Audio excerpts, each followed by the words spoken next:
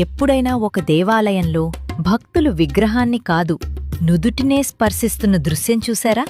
శ్రీశైలం సమీపంలోని నల్లమల అటవీ లోతుల్లో నాగార్జునసాగర్, శ్రీశైలం పులుల అభయారణ్యంలో వెలసిన ఇష్టకామేశ్వరి దేవాలయంలో ఇది ఇప్పటికీ కొనసాగుతున్న ఆచారం.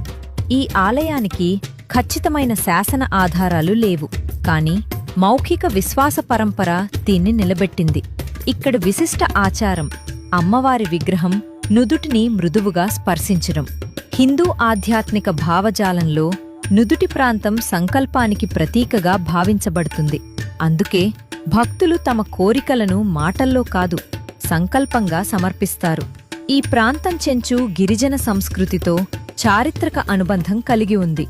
ఇది అధికారిక శక్తిపీఠం కాదు, అయితే నల్లమల ప్రాంతంలోని ప్రాచీన ఆధ్యాత్మిక కేంద్రాలలో ఒకటి.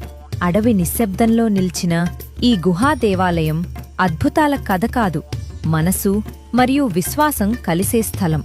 శ్రీశైలం సమీపంలోని ఈ ఇష్టకామేశ్వరి ఆలయం నల్లమల అటవీ మధ్య నిల్చిన ఒక అరుదైన ఆధ్యాత్మిక సాక్ష్యం.